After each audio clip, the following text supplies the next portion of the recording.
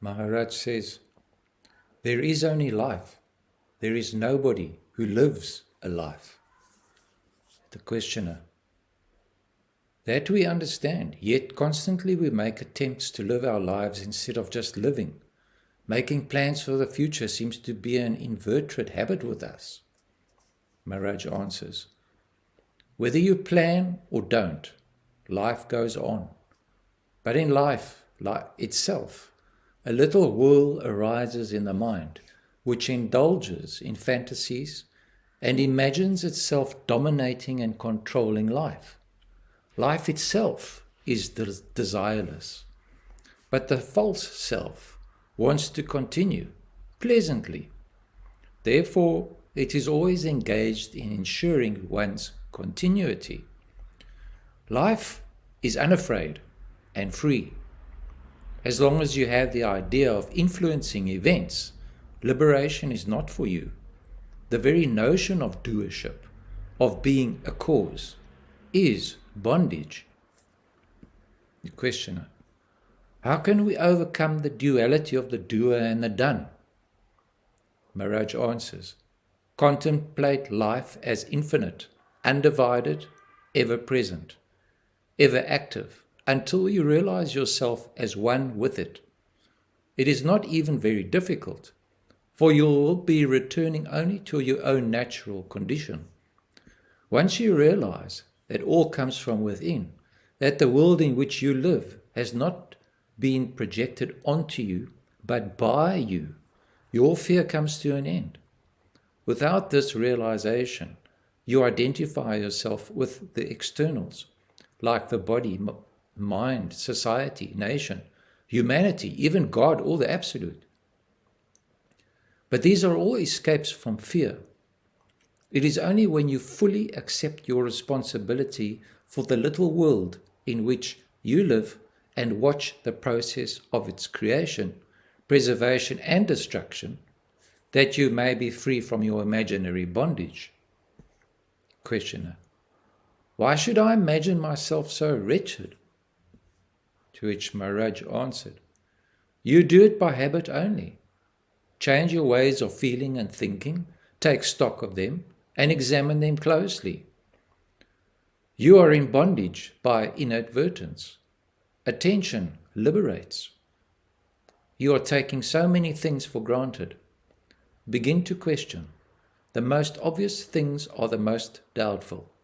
Ask yourself such questions as, was I really born? Am I really so and so? How do I know that I exist? Who are my parents? Have they created me, or have I created them? Must I believe all I am told about myself? Who am I, anyhow? You have put so much energy into building a prison for yourself. Now spend as much on demolishing it. In fact, demolition is easy, for the false dissolves when it is discovered. All hangs on the idea, I am. Examine it very thoroughly. It lies at the root of every trouble. It is a sort of skin that separates you from the reality. The real is both within and without the skin, but the skin itself is not real. This I am idea was not born with you. You could have lived very well without it. It came later due to your self-identification with the body. It created an illusion of separation where there was none. It made you a stranger in your own world and made the world alien and inimical. Without the sense of I am, life goes on. There are moments when we are without the sense of I am, at peace and happy. With the return of the I am, trouble starts. Questioner, how is one to be free from the I sense? Maharaj answered, you must deal with the I sense if you want to be free of it.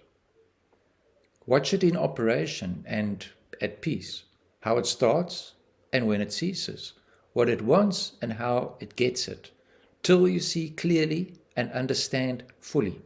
After all the yogas, whatever their source and character, have only one aim: to save you from the calamity of separate existence, of being a meaningless dot in a vast and beautiful picture. You suffer because you have alienated yourself from reality, and now you seek an escape from this alienation. You cannot escape from your own obsessions. You can only cease nursing them. It is because the I am is false that it wants to continue. Reality need not continue. Knowing itself indestructible, it is indifferent to the destruction of forms and expressions. To strengthen and stabilize the I am, we do all sorts of things, all in vain, for the I am is being rebuilt from moment to moment. It is unceasing work, and the only radical solution is to dissolve the separate sense of I am such and such a person, once and for good. Being remains, but not self-being. Questioner: I have infinite spiritual ambitions. Must I not work for their fulfillment? Maharaj: no ambition is spiritual. All ambitions are for the sake of the I am. If you want to make real progress, you must give up all idea of personal attainment. The ambitions of the so-called yogis are preposterous. A man's desire for woman is innocence itself compared to the lusting for an everlasting personal bliss. The mind is a cheat. The more pious it seems, the worse the betrayal. Questioner: people come to you very often with their worldly troubles and ask for help. How do you know what to tell them? Maharaj answered: I just tell them what comes to mind at that moment. I have no standardized procedure in dealing with people. Questioner: you are sure of yourself, but when people come to me for advice, how am I to be sure that my advice is right? Maharaj answers: watching what state you are, from what level you talk.